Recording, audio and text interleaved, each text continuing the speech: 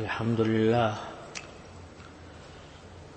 لله نحمده ونستعينه ونستغفره ونؤمن به ونتوكل عليه ونعوذ بالله من شرور أنفسنا ومن سيئات أعمالنا من يهده الله فلا مضل له ومن يضلل فلا هادي له وأشهد أن لا إله إلا الله وحده لا شريك له وأشهد أن سيدنا ومولانا محمدا عبده ورسوله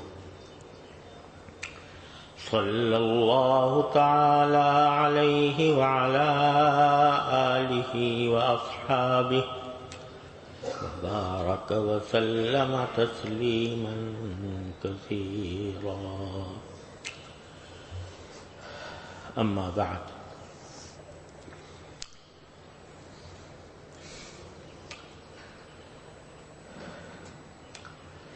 اللہ تبارک و تعالیٰ کے فضل و کرم سے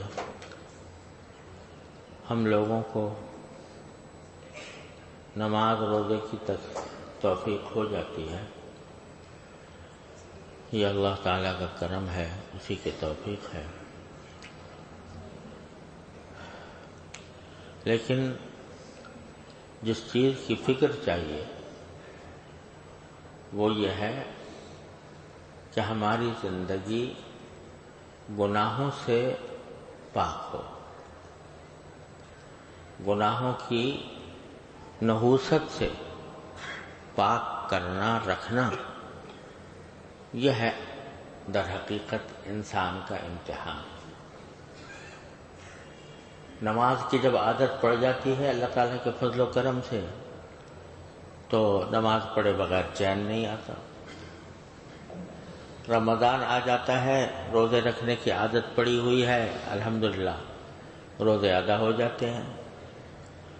اور جو بندہ روزے کا پابند ہو تو اس سے کوئی کہے کہ بھئی روزہ چھوڑ دو تو کبھی نہیں چھوڑے گا.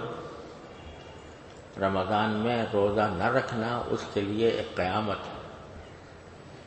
مجھے یاد ہے میرے ایک دوست ہیں، اللہ تعالیٰ ان کو سلامت رکھے، تو وہ بوڑھے ہو گئے تو ڈاکٹر نے منع کر دیا روزہ رکھنے سے. تو میرے پاس وہ زار و قطار روتے ہوئے آ رہے تھے، زار و قطار رو رہے تھے کہ پتہ نہیں 55 سال کے بعد یا کتنے سال کے بعد پہلا رمضان آ رہا ہے جس میں میں روزے نہیں رکھ سکوں گا. ان کو روزہ چھوڑنا کتنا بھاری معلوم ہو رہا تھا. اسی طرح الحمدللہ زکوٰۃ جن کے اوپر فرض ہے وہ بھی اپنے طور پر ادا کر دیتے ہیں، حج عمرے کی بھی توفیق ہو جاتی ہے. لیکن جس چیز کا بندے کو سب سے بڑا امتحان درپیش ہے وہ یہ ہے کہ خواہشات نفس جو انسان کو گناہوں پر ابھارتی ہیں ان کو کچلے، کسی طرح ان سے نجات حاصل کرے. وہ سب سے بڑا دشمن انسان کا وہ گناہ ہے، اللہ تبارک و تعالیٰ کے حکم کی نافرمانی کسی بھی انداز کی ہو، ظاہری گناہ ہو یا باطنی گناہ ہو. ظاہری گناہ تو یہی ہے چوری، ڈاکہ، اللہ بچائے، شراب نوشی، بدکاری، بد نظری اور جھوٹ، غیبت وغیرہ وغیرہ. اور باطنی گناہ کیا ہے؟ تکبر ہے، حسد ہے، بغض ہے، ریاکاری ہے. یہ ساری چیزیں، حب جاہ ہے، حب مال ہے، یہ باطنی بیماریاں ہیں، باطنی گناہ ہیں. تو اصل جو معرکہ ہے ایک انسان کا وہ اپنے نفس کی خواہشات جو اس کو ان گناہوں کی طرف لے جاتی ہیں ان سے اپنے آپ کو پاک کرنے اور ان سے خلاصی حاصل کرنا، یہ سب سے بڑا معرکہ ہے، اور اسی معرکے کے نتیجے میں اللہ تبارک و تعالیٰ کے ہاں جنت ہے۔ تو اس لیے فکر ہم سب کو اس کی کرنی چاہیے کہ گناہ سازت نہ ہو۔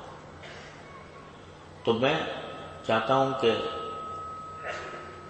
اللہ تعالیٰ توفیق دے، تو جن گناہوں میں ہم بعض اوقات محض لاپرواہی کی وجہ سے یا محض عادت کے طور پر جن میں پڑے ہوئے ہیں اور ہمیں اس کا احساس نہیں ہے اور اس کی وجہ سے گناہوں کے ڈھیر ہمارے نامہ اعمال میں لگ رہے ہیں، ان کو ایک ایک کر کے تھوڑا سا عرض کروں اپنی اصلاح کے لیے کہ اللہ تبارک و تعالیٰ مجھے بھی اس سے نجات عطا فرمائے، آپ کو بھی نجات عطا فرمائے۔ تو میں نے پچھلے اتوار کو عرض کیا تھا کہ ہمارے گناہوں کے دو بڑے سرچشمے ہیں، ایک نگاہ اور ایک زبان۔ تو زبان کے بارے میں بہت سے گناہ ایسے ہیں جن کا ہمیں پتہ بھی نہیں ہوتا اور ہم کرتے رہتے ہیں، اور بعض ایسے ہیں جن کے بارے میں پتہ ہے لیکن معاشرے کا جو ماحول ہے اس سے متاثر ہو کر کیے جا رہے ہیں۔ پتہ ہے کہ یہ گناہ ہے، ناجائز ہے، مگر کیے جا رہے ہیں۔ ان میں سب سے بڑی چیز جو ہے وہ غیبت ہے۔ غیبت یہ اتنا بڑا گناہ ہے اور اتنا عام ہو چکا ہے کہ شاید کوئی مجلس ہماری غیبت سے خالی نہ ہوتی ہو۔ کسی نہ کسی طرح، کسی نہ کسی انداز میں غیبت کا صدور ہو جاتا ہے، اور گناہ اتنا بڑا ہے کہ ایک حدیث میں منقول ہے کہ فرمایا گیا کہ الغیبۃ اشد من الزنا، غیبت جو ہے وہ زنا کاری سے بھی زیادہ سخت گناہ ہے۔ اس لیے کہ اللہ بچائے، اگر کوئی شخص زنا کاری میں مبتلا ہو تو جس وقت بھی توبہ کر لے گا سچے دل سے، اپنے اور اپنے پروردگار کے درمیان اس کا رابطہ رکھے، اللہ تعالیٰ کے سامنے رو کے گڑ گڑا کے تضرع و زاری کے ساتھ اللہ تعالیٰ کی بارگاہ میں توبہ کر لے، دل سے کہہ دے استغفر اللہ ربی من کل ذنب واتوب الیہ، اسی لمحے اللہ تبارک و تعالیٰ نہ صرف معاف کر دیتے ہیں بلکہ اس گناہ کو اس کے نامہ اعمال سے مٹا دیتے ہیں۔ تو اس لیے اس بلا سے، اس کے برے نتائج سے خلاصی حاصل کرنا آسان ہے۔ غیبت کا تعلق ہے بندوں کے حقوق سے۔ جب ہم کسی کی غیبت کر رہے ہوتے ہیں تو اس بندے کا حق پامال کرتے ہیں، تو یہ بہت بڑا گناہ ہے، اور یہ گناہ ایسا ہے کہ جب تک وہ بندہ معاف نہ کر دے جس کی غیبت کی گئی تھی، اس وقت تک معافی نہیں۔ آپ اللہ تعالیٰ کے حضور کہتے ہیں یا اللہ مجھے معاف کر دے، یا اللہ مجھے معاف کر دے، استغفر اللہ ربی من کل ذنب واتوب الیہ، کتنا ہی پڑھتے رہو اور سچے دل سے پڑھتے رہو کہ آئندہ نہیں کرو گا۔ لیکن اللہ تعالیٰ فرماتے ہیں میرے بندے کا حق ہے، جب تک وہ معاف نہیں کرے گا معاف نہیں ہوگا۔ اس لیے فرمایا گیا کہ الغیبۃ اشد من الزنا، غیبت اس سے بھی زیادہ سخت ہے۔ اور قرآن کریم نے اتنی زبردست شناعت بیان فرمائی ہے غیبت کی کہ بہت ہی گھناؤنی تصویر پیش کی ہے اللہ تبارک و تعالیٰ نے غیبت کی۔ میں سوچتا ہوں کہ بہت سارے گناہوں سے اللہ تبارک و تعالیٰ نے قرآن کریم میں منع کیا ہے، بہت سی چیزوں سے، شراب سے منع کیا، زنا سے منع کیا، چوری سے منع کیا، لیکن کسی پر بھی اتنی شدید وعید اور اتنی تفصیل کے ساتھ اس کی برائی بیان نہیں کی جتنی 3 گناہوں کی۔ ایک تو ربا، سود، اس کے بارے میں، زنا کے بارے میں نہیں کہا، شراب کے بارے میں نہیں کہا، چوری کے بارے میں نہیں کہا، لیکن ربا، سود کے بارے میں کہا کہ اگر تم نہیں چھوڑو گے فَأَذَنُوا بِحَرْبٍ مِّنَ اللَّهِ وَرَسُولِهِ، تو اللہ اس کے رسول کی طرف سے اعلان جنگ سن لو۔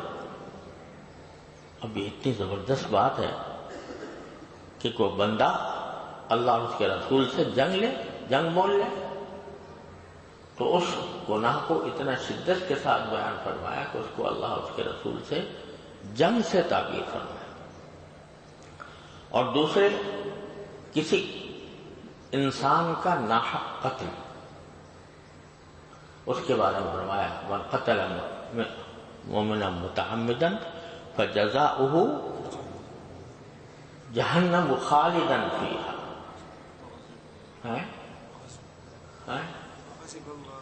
وغضب اللہ علیہ ولعنہ وأعد له عذابا عظیما، کہ جو شخص کسی مومن متعمدا ہے، کسی مومن کو جان بوجھ کر قتل کرے تو اس کی سزا کیا ہے؟ جہنم ہے، جس میں ہمیشہ رہے گا۔ وغضب اللہ علیہ، اللہ اس پر غضب کرے گا، ولعنہ، اللہ کی طرف سے اس پر لعنت ہے، وأعد له عذابا مہینا، اللہ تعالیٰ نے اس کے لیے بہت زبردست عذاب تیار کر رکھا۔ عظیمہ ہے، مہینہ ہے، عظیمہ، بہت زبردست عذاب اللہ تعالیٰ نے اس کے لیے تیار کیا۔ تو یہ کسی انسان کو قتل کرنا ناحق جان بوجھ کے، اس کی اتنی سخت مذمت بیان کروائی، دوسرا گناہ ہے۔ اور تیسرا غیبت ہے کہ اس کے بارے میں کیا فرمایا؟ وَلَا يَغْتَبْ بَعْضُكُمْ بَعْضًا، کوئی شخص کسی دوسرے آدمی کی غیبت نہ کرے۔ أَيُحِبُّ أَحَدُكُمْ أَن يَأْكُلَ لَحْمَ أَخِيهِ مَيْتًا فَكَرِهْتُمُوهُ، کیا تم میں سے کوئی یہ پسند کرے گا کہ اپنے مردہ بھائی کا گوشت کھائے تو تم خود اس کو ناپسند کرتے ہو؟ لیکن غیبت جو ہے وہ در حقیقت اپنے مردہ بھائی کا گوشت کھانا ہے۔ ایک تو انسان کا گوشت کھانا، جو انسان کا گوشت کھائے اس کو کیا کہتے ہیں؟ آدم خور، درندہ ہوتا ہے آدم خور۔ انسان جو ہے وہ کسی دوسرے انسان کا گوشت نہیں کھاتا۔ انسان بھی کون؟ بھائی، اپنا بھائی، اس کا گوشت، اس کو قتل کر کے اس کا گوشت کھائے۔ اور بھائی بھی کون؟ مردہ لاش، جیسے اپنے بھائی کی مردہ لاش میں سے گوشت نکال کر بندہ کھائے تو اس سے زیادہ گھناؤنی اور اس سے زیادہ غیر انسانی حرکت کوئی ہو سکتی ہے؟ اللہ تبارک و تعالیٰ فرماتے ہیں غیبت بھی اپنے مردہ بھائی کا گوشت کھانا ہے۔ اتنی بڑی فضیحت بیان فرمائی ہے، فضیحت بیان فرمائی ہے غیبت کی۔ لیکن معاملہ کیا ہے کہ آدمی جو ہے غیبت میں دن رات مبتلا رہتا ہے، اور اگر کبھی کسی کو کہا بھی جائے کہ بھائی یہ آپ دوسرے کی غیبت کر رہے ہیں، اس سے بچیے، تو اس کے جواب میں بسا اوقات بندہ یہ کہہ دیتا ہے کہ ربی کو جھوٹ تھوڑی کہہ رہا ہوں، میں تو اس کے منہ پہ کہہ دوں۔ تو بھائی منہ پہ کہہ دینے سے، منہ پر اگر کہہ بھی دیا یا منہ پر کہہ دینے کی کا ارادہ بھی ہوا، اس کی صلاحیت بھی ہوئی، تو اس سے غیبت کا گناہ ختم نہیں ہوتا۔ ایک حدیث میں رسول کریم صلی اللہ علیہ وسلم نے فرمایا کہ غیبت کی تعریف فرمائی کہ غیبت کیا چیز ہوتی ہے۔ وہ کیا ہے کہ ان تذکر اخاک بما یکرہ، غیبت یہ ہے کہ اپنے بھائی کا ذکر ایسے انداز میں کرو جسے وہ ناپسند کرتا ہو، یعنی اس کو سنے تو اس کو تکلیف پہنچے کہ میرا اس طرح ذکر کیا گیا۔ تمہارے اپنے بھائی کا جو موجود نہیں ہے تمہارے سامنے، اس کا تم ذکر کر رہے ہو اور ایسے انداز میں کر رہے ہو کہ اگر اس کو پتہ چلے کہ یہ بات کہی گئی ہے تو اس کو کیا کرے، وہ ناپسند کرے، اس کو ناگوار ہو۔ یہ حقیقت آپ نے جامع معنی تعریف فرمائی۔ تو ایک صحابی نے پوچھا کہ یا رسول اللہ، میں اگر کسی کی وہ برائی بیان کر رہا ہوں جو واقعی اس کے اندر ہے، کوئی جھوٹی نہیں بات، لیکن اس کے اندر وہ موجود ہے برائی۔ ایک آدمی نماز نہیں پڑھتا، میں اس کو کہتا ہوں کہ یہ شخص بے نمازی ہے،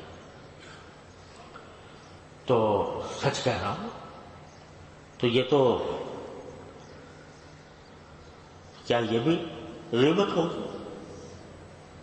تو رسول کریم صلی اللہ علیہ وسلم نے فرمایا کہ اگر جو برائی تم اس کی طرف منسوب کر رہے ہو، اگر وہ برائی اس کے اندر موجود ہے تب تو یہ غیبت ہوئی، اور اگر ایسی برائی کہہ رہے ہو جو اس میں موجود ہی نہیں ہے تو غیبت کے ساتھ یہ بہتان بھی ہوا، ڈبل گناہ۔ غیبت کا گناہ الگ اور کسی پر بہتان لگانے کا گناہ الگ، اللہ بچائے۔ تو اس میں یہ بتا دیا کہ چاہے تم نے جو برائی بیان کی ہے وہ اس میں موجود ہو، پھر بھی اگر تم اس برائی کا ذکر اس انداز سے کرو جس سے وہ جو اسے ناگوار ہو تو وہ بھی غیبت ہے، وہ بھی ناجائز ہے، اور وہ بھی اپنے مردہ بھائی کے گوشت کھانے کے مرادف ہے۔ اب ذرا ہم لوگ اپنے گریبانوں میں منہ ڈال کر دیکھ لیں کہ کیا ہو رہا ہے۔ مجلسوں میں ایک دوسرے کے ساتھ ملتے وقت، گفتگو کرتے وقت، گپ شپ کے دوران ہم کس طرح دوسروں کا ذکر کرتے ہیں۔ گریبانوں منہ ڈال کے دیکھو، ارے بھائی ہم یہاں پر اپنی اصلاح کے لیے جمع ہوتے ہیں، تو محض تقریر کرنا، سننا، بات کہنا سننا مقصود نہیں ہے۔ مقصود یہ ہے کہ اپنا جائزہ لیں، دیکھیں میں کیا کرتا ہوں، مجلسوں میں بیٹھ کر دوسروں کا ذکر کرتا ہوں، کس انداز سے کرتا ہوں۔ ایسی نقل اتارنا کسی کی جسے اس کو پتہ چلے کہ میری نقل اتاری گئی ہے اور اس کو ناگوار ہو، یہ بھی غیبت۔ حضرت عائشہ صدیقہ رضی اللہ تعالیٰ عنہ نے ایک مرتبہ خاتون، پستہ قد خاتون تھی، تو ان کا ذکر اس طریقے سے کر دیا، اشارہ نیچے کی طرف کر کے، تحقیر آمیز انداز۔ تو نبی کریم صلی اللہ علیہ وسلم نے تنبیہ فرمائی کہ یہ جو تم اس انداز سے اس کا ذکر کر رہی ہو کہ جس سے اس کی تحقیر لازم آ رہی ہے، یہ بھی غیبت ہے، یہ بھی گناہ ہے۔ تو کسی شخص کا بھی ذکر اس طرح کرنا۔ میں نے ایک مرتبہ اس پر ایک مضمون لکھا غیبت کے گناہ ہونے کے بارے میں اور اس کے فساد کے بارے میں کہ معاشرے میں اس سے کیسا فساد پھیلتا ہے، باہمی نفرتیں پیدا ہوتی ہیں، ایک دوسرے کے ساتھ عداوتیں پیدا ہوتی ہیں، دشمنیاں پیدا ہوتی ہیں۔ تو اس کے اوپر ایک مضمون لکھا، اس میں قرآن و حدیث کے احکام لکھے. تو ایک پروفیسر صاحب کا میرے پاس خط آیا اور انہوں نے کہا کہ مولانا آپ نے غیبت کے اوپر اتنا بڑا مضمون لکھا ہے اور اس کی اتنی برائیاں بیان کی ہیں، ہمارا تو پھر زندگی کے اندر سے زندگی کی کوئی دلچسپی پھر باقی نہیں رہی. ہماری تو مجلسیں آباد ہیں اسی سے، مجلسوں میں لطف اسی سے آتا ہے. اور یہ ایک ایسی بات ہے کہ جس سے کوئی مجلس خالی نہیں ہوتی. اگر آپ اس کو نکال دیں ہماری مجلسوں میں سے تو ہماری مجلسیں بے رنگ ہو جائیں گی، بے مزہ ہو جائیں گی، ختم ہو جائیں گی. تو آپ ایسی بات کیوں کہتے ہیں کہ جس سے ہمارا جو زندگی کا مزہ ہے وہ بھی آپ چھین لیں اور جاتے رہیں. یہ مضمون باقاعدہ لکھ کے مجھے بھیجا. تو میں نے ان کو خط میں جواب میں لکھا کہ دوسروں کی برائیاں بیان کرنے سے آپ کو جو لطف آ رہا ہے، اگر دوسرا بھی یہ لطف آپ کے بارے میں اٹھائے اور آپ کا تذکرہ جو ہے وہ مجلسوں کے اندر وہ اس طرح کرے جس طرح آپ دوسروں کا تذکرہ کر کے لطف اٹھانا چاہتے ہیں، تو پھر ان کو بھی یہ حق دیتے ہیں دوسروں کو کہ آپ کے ساتھ بھی وہی معاملہ کیا جائے اور آپ کو بدنام کیا جائے لوگوں کے اندر. لیکن دوسروں کو تو آپ یہ حق دینے کو تیار نہیں ہیں. اگر کوئی آپ کا ذکر برائی سے کرتا ہے تو اس کی آپ کے دل میں نفرت پیدا ہوتی ہے اور اس سے آپ کو ناگواری ہوتی ہے. لیکن دوسرے کے بارے میں یہ کہتے ہیں کہ ہمیں حق ہے، ہم جس طرح چاہیں اپنے مجلسوں کو آباد کریں، اس میں مزہ لیں. تو دوسروں کے لیے اور پیمانہ اور اپنے لیے اور پیمانہ. یہ گناہ کی خاصیت ہے کہ وہ عقل پر پردے ڈال دیتا ہے، اچھی چیز کو برا سمجھ کے دکھاتا ہے، بری چیز کو اچھا سمجھ قرار دے کر دکھاتا ہے. تو یہ عقل پر پردہ پڑ جاتا ہے. اس کا ان کے پاس کوئی جواب نہیں تھا. تو اب اگر آپ کی مجلسوں میں، ہماری مجلسوں میں یہ بات ہو رہی ہو، اور میں دستبردہ عرض کرتا ہوں کہ علماء کرام کی مجلسوں میں، طلباء کی مجلسوں میں، دین پڑھنے پڑھانے والوں کی مجلسوں میں، بزرگوں سے تعلق رکھنے والوں کی مجلسوں میں، ان کے اندر بھی یہ زہر سرایت کیا ہوا ہے اور اس سے کوئی ہی اللہ کا بندہ خالی ہوگا. تو یہ اتنی خطرناک بات ہے جب ہم اپنی مجلسوں میں اپنے مردہ بھائیوں کا گوشت کھا رہے ہیں، مستقل حرام خوری کر رہے ہیں مستقل. تو کیا اللہ تعالیٰ کی رحمت متوجہ ہوگی ان مجلسوں کے اوپر جن میں اللہ تعالیٰ کی نافرمانی کی جا رہی ہو، جن میں اللہ تبارک و تعالیٰ کے احکام کی کھلا خلاف ورزی ہو رہی ہے؟ اللہ تعالیٰ کی رحمت متوجہ ہو. آج جو ہم روتے ہیں کہ بھئی مسلمان ہر جگہ پٹ رہا ہے، زوال کا شکار، ہر جگہ اس کی پٹائی ہو رہی ہے، ہر جگہ. وہ وقت آ گیا ہے جس کے بارے میں رسول کریم صلی اللہ علیہ وسلم نے فرمایا تھا کہ ایک وقت ایسا آ جائے گا کہ تم ایسے ہوگے کہ قومیں تمہیں اپنے دسترخوان پر لوگوں کو دعوت دیں گی کہ آؤ مسلمانوں کا گوشت کھاؤ. اس طرح جیسے کہ ایک دوسرے کو دعوت دی جاتی ہے، دسترخوان بچھا ہوا ہے، اس کے اندر کھانا لگا ہوا ہے اور ایک آدمی دوسرے کو دعوت دے رہا ہے کہ بھی کھانا لگا ہوا ہے، آؤ کھا لو. اسی طریقے سے مسلمانوں کو قومیں آپس میں ایک دوسرے کو دعوت دیں گی کہ دیکھو یہ سب اس دسترخوان لگا ہوا ہے تمہارے لیے مسلمانوں اور آؤ ان کو کھائیں. تو صحابہ نے حیران ہوئے کہ ایسے کیسے ہو سکتا ہے، ایسے کیسے ہو سکتا ہے. تو پوچھا کہ یا رسول اللہ کیا ان کی تعداد کم ہوگی؟ جب یہ وقت آئے گا تو ان کی تعداد کم ہوگی. تو آپ نے فرمایا کہ نہیں، تعداد تو بہت ہوگی، بہت تعداد میں ہوں گے، لیکن وہ ہوں گے کیسے کہ غصاء کا غصاء السیل، جیسے سیلاب میں بہتے ہوئے تنکے.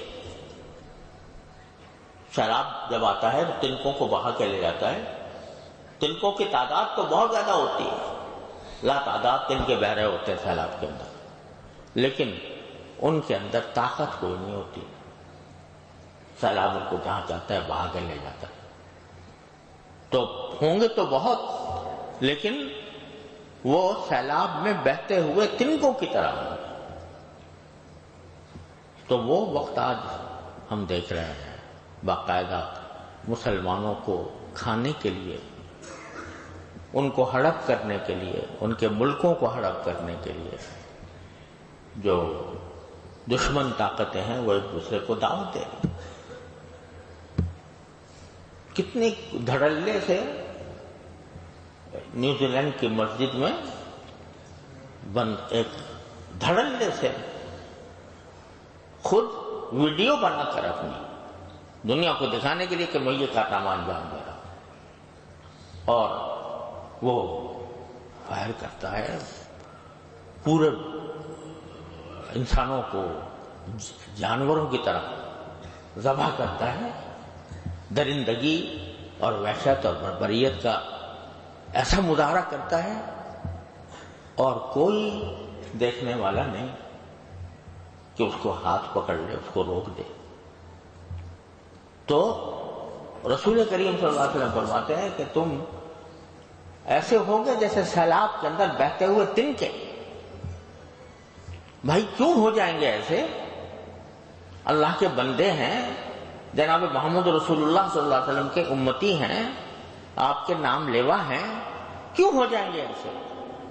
اس لیے ہو جائیں گے کہ تمہارا زندگی کا کوئی دن اللہ کی نافرمانی کے بغیر نہیں گزرتا، کوئی دن اللہ کی نافرمانی کے بغیر نہیں گزرتا. تم بڑے بڑے مصلح ہو، بڑے بڑے عالم علامہ ہو، تم بڑے بڑے صوفی ہو، لیکن تمہاری مجلسوں میں خود اپنے مسلمان بھائیوں کا گوشت کھایا جائے. جب تم اپنے مسلمان بھائیوں کا گوشت تم خود کھاؤ گے تو دشمن تم پر نہیں مسلط کیا جائے گا. تو بھائی یہ سمجھنا کہ ایک وبا ہے جو پھیلی ہوئی ہے تو چلو ہم بھی کر رہے ہیں، یہ بات نہیں ہے. وبا پھیلی ہوئی ہے تو اس وبا کے اندر کا کچھ انتظام بھی کرنا. ہر شخص کو اپنی فکر چاہیے. جائزہ لے کے دیکھے کہ صبح سے شام تک میں جو بیٹھتا ہوں، بات کرتا ہوں، اس میں کسی کی برائی ہوتی ہے کہ نہیں ہوتی. اور پھر دن رات تبصرے ہیں سیاسی لیڈروں کے اوپر، حکومت کے اوپر، اور اپنی مخالف جماعتوں اور پارٹیوں کے اوپر تبصرے ہو رہے ہیں کہ نہیں. ایک بات تو یہ ہوتی ہے کہ لوگوں کو کسی کے شر سے باخبر کرنے کے لیے کسی کا شر بیان کر دیا جائے کہ بھئی ذرا اس کے بچ کے رہنا، یہ آدمی خطرناک ہے. تو یہ تو کوئی حرج نہیں ہے، اس میں شرعاً اس کی اجازت ہے. لیکن مشغلہ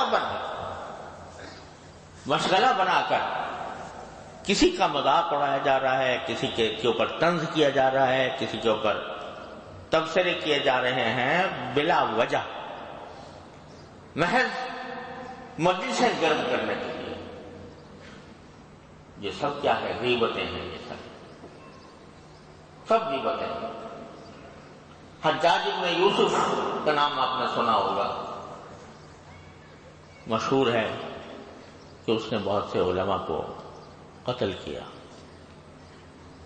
تو ایک مجلس میں کوئی شخص اس کی غیبت کر رہا تھا، اس کے اوپر کچھ ایسا الزام لگا رہا تھا جو حقیقت میں درست نہیں تھا. تو میں نے تو یہ پڑھا ہے کہ حضرت عبداللہ بن عمر تھے رضی اللہ تعالیٰ عنہ، ایک کئی جگہ دیکھا تھا، لیکن بعض روایتوں ایسی ملی کہ کسی اور تابعی کا ذکر ہے، مگر بہرحال ایک بڑے بزرگ کا قول ہے کہ انہوں نے کہا کہ کیا تم یہ سمجھتے ہو کہ حجاج بن یوسف نے اگر اتنے آدمیوں کو قتل کیا تو اس کا گوشت تمہارے لیے حلال ہو گیا؟ یاد رکھو، اگر اللہ تبارک و تعالی حجاج بن یوسف سے اس کے ظلم کا انتقام لے گا اور اس کی سزا دے گا، تو تم جو حجاج پر ناحق الزام لگا رہے ہو اس کا بھی تمہیں حساب دینا پڑے گا. اللہ تعالیٰ اس کا بھی حساب لیں گے. یہ نہیں کہ ایک آدمی بدنام ہو گیا تو جو چاہو کرتے رہو. یہ مشہور ہے نا کہ بد اچھا اور بدنام برا. یعنی جب کوئی بدنام ہو جاتا ہے کسی چیز میں تو اب لوگ جو ہے اس کے بارے میں کہانیاں گھڑنے شروع کر دیتے ہیں. اس نے یہ بھی کیا تھا، اس نے یہ بھی کیا تھا، اس نے یہ بھی کیا تھا، بغیر تحقیق کے. فلاں نے رشوت لی تھی، فلاں نے کرپشن کیا تھا، فلاں نے یہ کیا تھا، تحقیق کچھ ہے نہیں. اور باقاعدہ رقمیں بتا کر کے اتنے کروڑوں کا اس نے ہاتھ مارا ہے، اس نے اتنے اربوں کا ہاتھ مارا ہے.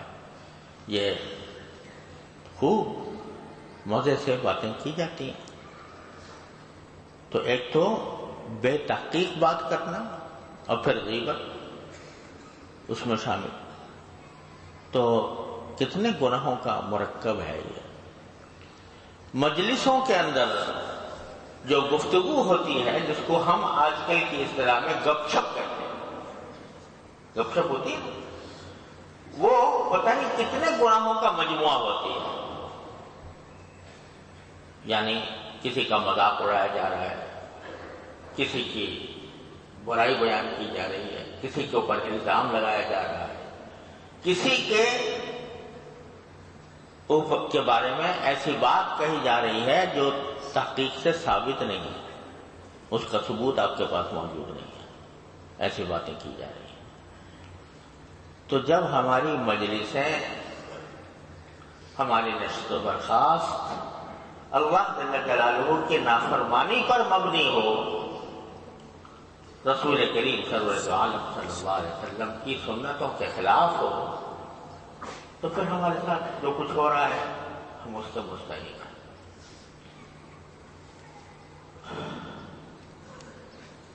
ایک صحابی نے رسول کریم صلی اللہ علیہ وسلم کی تعریف میں، یعنی آپ کا تعارف کراتے ہوئے، آپ کی صفات بیان کرتے ہوئے فرمایا تھا کہ یہ وہ ذات اقدس ہیں کہ جن کی مجلسوں میں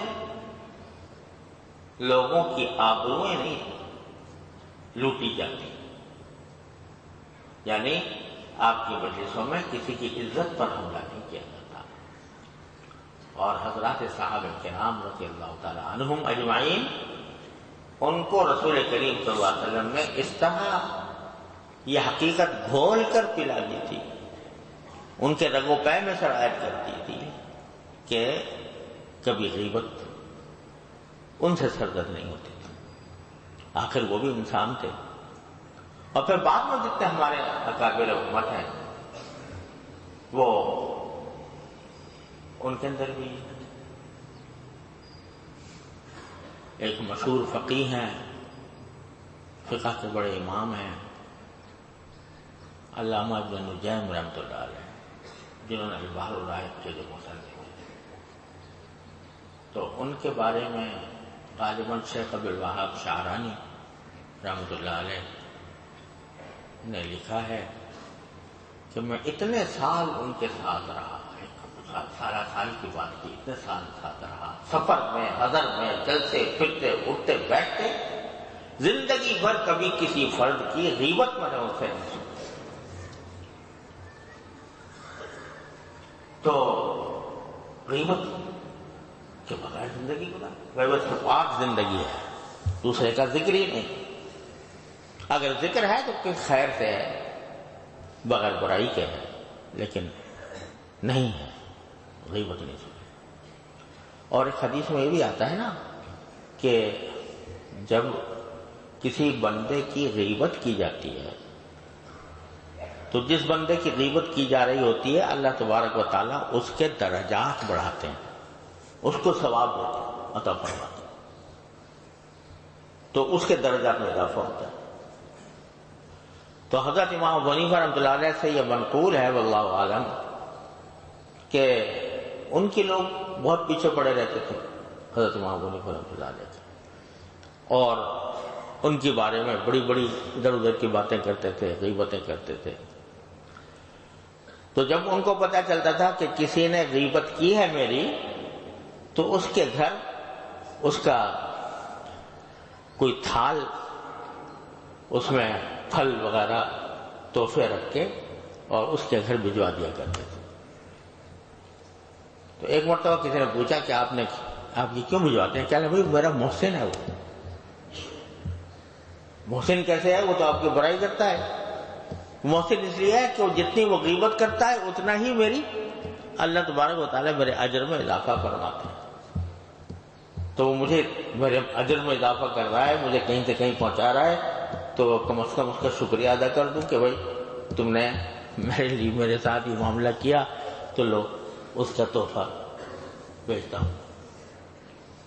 تو جس کی غیبت کی جا رہی ہوتی ہے اس کا کوئی نقصان نہیں ہے، یعنی اللہ تبارک و تعالیٰ کے ہاں اس کا فائدہ ہے، لیکن جو کر رہا ہے وہ اپنے دامن میں انگارے جمع کر رہا ہے، دوزخ کے انگارے جمع کر رہا ہے۔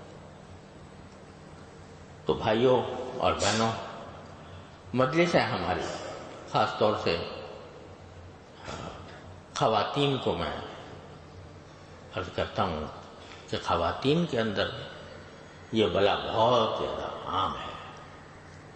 4 عورتیں بھی بیٹھیں گی ایک جگہ تو ضرور کسی نہ کسی کا ذکر ہوگا، اور اس ذکر کے اندر یہ احتیاط کہ غیبت نہ ہو، اس کا تصور مشکل ہوتا ہے۔ غیبتوں میں وقت گزر رہا ہے، تو ٹھیک ہے، نمازیں پڑھ لی، اللہ تعالیٰ کا شکر، روزے رکھ لیے، اللہ تعالیٰ کا شکر، تلاوت کر لی، اللہ تعالیٰ کا شکر، ذکر کر لیا، اللہ تعالیٰ کا شکر، تسبیح ادا کر لی، اللہ کا شکر، لیکن اس سب کو تم نے اس پر سب پر جھاڑو پھیر دی کسی کی غیبت کر کے، کسی کی غیبت کر کے اس سب پر جھاڑو پھیر دی، اور اللہ تبارک و تعالیٰ کے یہاں پہنچے تو وہاں ہمارے پاس کوئی جواب نہیں۔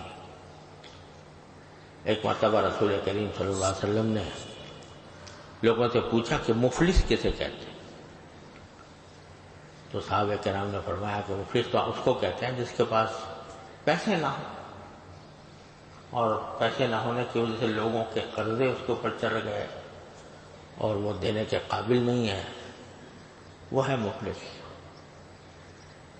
تو رسول کریم رحمت اللہ علیہ صلی اللہ علیہ وسلم نے ارشاد فرمایا کہ نہیں، مفلس وہ نہیں ہے، حقیقی معنی میں مفلس وہ ہے کہ جب آخرت میں آیا تو اپنے ساتھ نیکیوں کا انبار لے کر آیا، نفلیں بہت پڑی تھیں،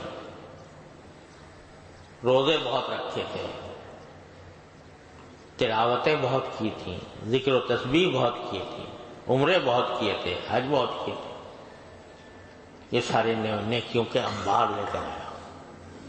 لیکن جب اعمال نامہ کھلا اور ساری نیکیاں ظاہر ہوئیں تو لوگوں کا ایک ہجوم تھا اس کے پاس، کوئی کہتا تھا کہ اس نے میرے پیسے کھا لیے ہیں، کوئی کہتا ہے اس نے میری غیبت کی ہے، کوئی کہتا ہے اس نے مجھے پر الزام لگایا ہے، کوئی کہتا ہے میری دل آزاری کی ہے.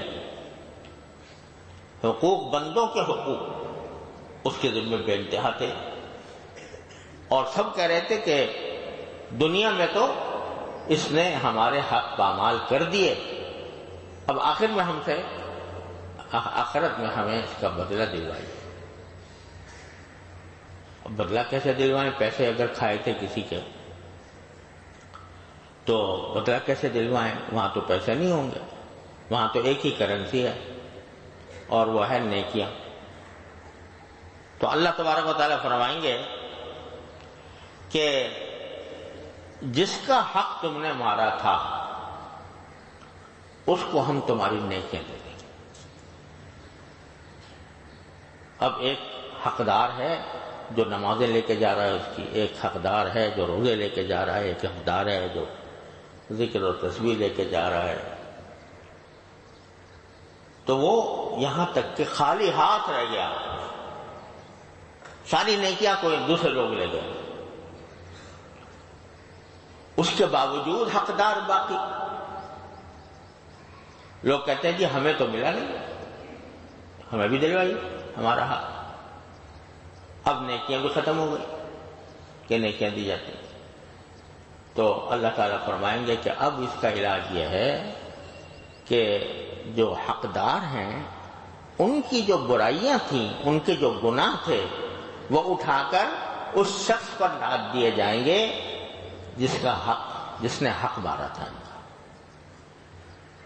تو آیا تھا نیکیوں کے انبار لے کر، لیکن انجام کار اس کے اوپر گناہوں کا بوجھ لاد دیا جائے گا دوسروں کا. تو نام اعمال نیکیوں سے خالی اور برائیوں سے، گناہوں سے بھرا ہوا.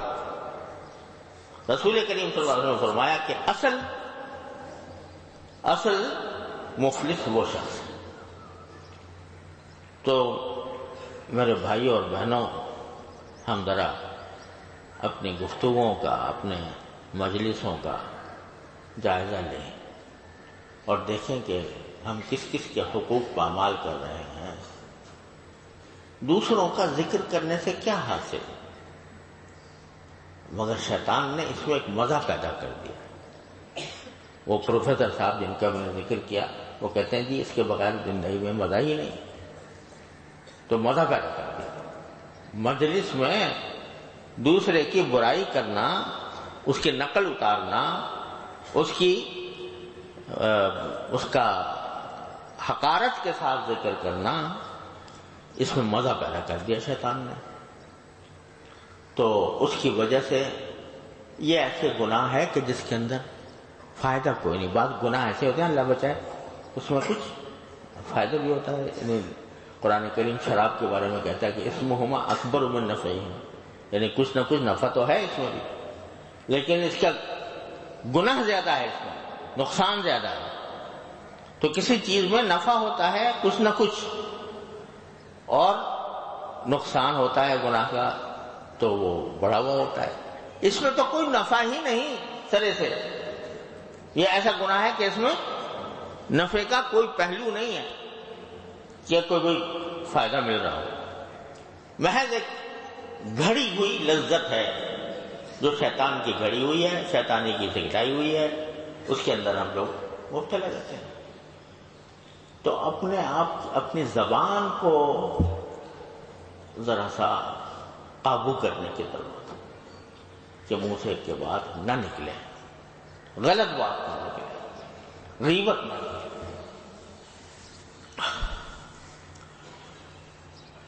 میں کس طرح آپ حضرات کے سامنے اپنا دل کھول کے رکھوں کہ اس غیبت کے گناہ نے ہمیں کس فساد میں مبتلا کر رکھا ہے. اس کی وجہ سے خاندان کے خاندان اجڑ رہے ہیں، دشمنیاں ہو رہی ہیں، عداوتیں پیدا ہو رہی ہیں. اور میرے خاص طور سے ہمارے سامنے ماشاءاللہ علماء بھی ہیں، طلباء بھی ہیں، دیندار سارے حضرات ہیں. ان سے بات کرتا ہوں کہ ایک اور بہت بڑا فتنہ جو خاص طور سے ہم ہی میں پایا جاتا ہے وہ ہے کسی دوسرے مخالف فرقے کا جب ذکر آ جائے یا اس کے کسی آدمی کا ذکر آ جائے تو بس زبان بے قابو ہو جاتی ہے۔ ہر اختلاف کا کوئی حد ہوتی ہے، درجہ ہوتا ہے۔ ایک اختلاف ہے کفر اسلام کا، ایک اختلاف ہے حق اور ناحق کا، ایک اختلاف ہے راجح اور مرجوح کا، ایک اختلاف ہے محض مزاجوں کے فرق کا، ایک اختلاف ہے محض ذوق کے فرق کا۔ لیکن ہم نے سارے اختلافات کو ایسا بنا دیا ہے کہ یہ ہمارا نہیں ہے، یار چاہے اس سے ذوق کا اختلاف ہو، چاہے مزاج کا اختلاف ہو، چاہے مسلک کا اختلاف ہو، چاہے فروع کا اختلاف ہو، چاہے اصول کا اختلاف ہو، بچوں کے ہمارا نہیں ہے، لہذا اس کے ساتھ خون حلال ہے۔ اب ہم اس کو جتنے چاہیں برا کہیں، جتنے چاہیں ان کے بارے میں غیبت کریں، ان کی جتنی چاہیں بہتان لگائیں، بے تحقیق باتیں کریں، اس کے نتیجے میں یہ فرقہ بندی اور فرقہ وارانہ تعصب اس نے ہمارے معاشرے کو تباہ کیا ہوا ہے۔ اب یہ اس طرح کے ان کی طرف ایسی باتیں منسوخ کر دیتے ہیں جن کی کوئی حقیقت نہیں ہوتی، اس سے فتنہ پھیلتا ہے۔ اللہ بچائے۔ اب اور کہاں جائیں؟ ہماری تبلیغی جماعت کا حال کیا ہو رہا ہے اور کس طرح ایک دوسرے کے اوپر سنگ باری ہو رہی ہے۔ تو اہل دین کے اندر گھس آئی ہے یہ بلا، غیبت کی بلا، بہتان کی بلا اہل دین کے اندر گھس آئی ہے۔ ایک شیخ ہے، اس کے مختلف خلیفہ ہیں، ایک خلیفہ ہے، ایک خلیفہ ہے، ایک خلیفہ ہے، تو آخر سب ایک ہی شجر کی شاخیں ہیں، ایک ہی درخت کی شاخیں ہیں، ان میں آپس میں لڑائی ہے۔ کیوں ہے؟ غیبتوں کی وجہ سے، ایک دوسرے کے اوپر بدگمانیوں کی وجہ سے، غلط فہمیوں کی وجہ سے۔ تو اس نے ہمیں فساد پورے معاشرے کے اندر اس نے مچایا ہوا ہے۔ ارے بھائی اپنے کام سے کام رکھو، اپنے قبر کا دھیان رکھو، اللہ تعالیٰ کے سامنے پیش ہونے کی فکر کرو۔ دوسروں کی تمہیں کیا پڑی؟ کیوں ذکر کرتے ہو ان کا، دوسروں کا؟ حضرت تھانوی رحمۃ اللہ فرماتے ہیں کہ غیبت سے اگر واقعی بچنا ہے تو دوسرے کسی آدمی کا ذکر ہی نہ کرو، نہ اچھا نہ برا، اس لیے کہ اگر اچھا بھی ذکر کرو گے نا، شیطان اس میں کہیں نہ کہیں جا کر غیبت ڈالے گا کہ کوئی بہت اچھا آدمی ہے، بہت نیک آدمی ہے، بہت مسجد کا پابند ہے، جماعت کا پابند ہے، وغیرہ وغیرہ۔ البتہ اب یہ البتہ جو ہے، اس سے جو راستہ ہے وہ بدل سمجھے۔ تو اب وہ اچھائی بھی اتنی ساری بیان کی، اور اس کے بعد پھر اس کی پٹڑی ایسے اتری، پٹڑی سے ایسے اترا کہ پھر جا کے غیبت کی کھائی میں گر گیا۔ تو اس لیے فرماتے ہیں کہ اچھا تو یہ بہتر تو یہ ہے کہ بھائی دوسرے کا ذکر ہی کیوں کرو، کیا ضرورت ہے؟ ارے اللہ کا ذکر کرو، اللہ تعالیٰ کو یاد کرو، اس سے دعائیں کرو۔ اگر کسی میں کوئی برائی نظر آ رہی ہے، اس برائی کے لیے اللہ تعالیٰ سے مانگو، یا اللہ اس کی برائی دور کر دیجیے، یا اللہ مجھے اس کی فتنے سے بچا لیجیے، اللہ سے مانگو۔ مخلوق سے کہنے کا کیا تعلق؟ مخلوق تمہارے کیا کر لے گی؟ کیا تمہاری مدد کر دے گی؟ کیا تمہیں نفع پہنچا دے گی؟ کیا تم سے نقصان پہنچا لے گی؟ مخلوق سے ذکر کرنے کا کیا تعلق؟ اس لیے میرے بھائیوں اور بہنوں، خدا کے لیے اپنی جانوں پر ہم رحم کریں اور غیبت کے گناہ کبیرہ سے اپنے آپ کو بچائیں۔ گناہ کبیرہ ہے، بہت بڑا گناہ ہے، زنا سے بدتر گناہ ہے، اس سے اپنے آپ کو بچائیں۔ اور ایک بات عرض کر دوں کہ جب مجلس کوئی ہوتی ہے، پتہ نہیں اس میں کیا کیا اناپ شناپ باتیں ہوتی ہیں، اور کتنی اس میں زیادتیاں ہوتی ہیں. قربان جائیے نبی کریم سرورت عالم صلی اللہ علیہ وسلم کہ آپ نے ہر چیز کا علاج بتایا. تو ایک جملہ ایسا فرمایا کہ جب بھی کسی مجلس میں بیٹھو تو جب مجلس ختم ہو تو یہ پڑھا کرو سبحان ربک رب العزت عما یصفون وسلام علی المرسلین والحمد للہ رب العالمین. سبحان ربک رب العزت عما یصفون وسلام علی المرسلین والحمد للہ رب العالمین. فرمایا کہ یہ کفارہ مجلس ہے، اس کو کفارۃ المجلس قرار دیا. یعنی مجلس میں جو غلط باتیں کچھ ہوئی ہوں گی تو ان کا کفارہ اس سے ہو جائے گا انشاءاللہ. اس کا یہ مطلب نہیں غیبتیں خوب کرو اور آخر میں یہ پڑھ لو، یہ مطلب نہیں ہے، بلکہ یہ کہ جو نادانی میں نادانستگی میں اگر کوئی غلط بات ہو گئی ہوگی تو اس کا کفارہ اللہ تعالیٰ اس سے کر دیں گے. سبحان ربک رب العزت عما یصفون وسلام علی المرسلین والحمد للہ رب العالمین. اور روایات میں آتا ہے کہ حضرات صحابہ کرام رضی اللہ تعالی عنہم اجمعین جب کبھی جمع ہوتے تھے تو جمع ہونے کے بعد جانے سے پہلے یعنی منتشر ہونے سے پہلے سورہ عصر کی تلاوت کرتے. اعوذ باللہ من الشیطان الرجیم بسم اللہ الرحمن الرحیم والعصر ان الانسان لفی خسر الا الذین آمنوا وعملوا الصالحات وتواصوا بالحق وتواصوا بالصبر. تو یہ بھی کفارہ مجلس ہے. صحابہ کرام کا معمول تھا کہ وہ ہر مجلس کے اختتام پر سورہ عصر کی تلاوت کیا کرتے تھے. تو بھائی ان دو باتوں کے اوپر تو فوری عمل کر، اس میں کوئی وقت نہیں لگتا، کوئی پیسے نہیں لگتے، کوئی مشقت نہیں ہوتی. اس کا تو اہتمام کر ہی لینا چاہیے اور اپنی زبان کو غیبت سے روکیں، زبردستی کر کے روکیں. زبردستی کرنے سے ہوگا، بغیر زبردستی کیے نہیں ہوگا. زبردستی کر کے اپنے آپ کو روکیں. اللہ تعالیٰ مجھے بھی آپ کو بھی اس کی توفیق عطا فرمائے. وآخر دعوانا ان الحمد للہ رب العالمین.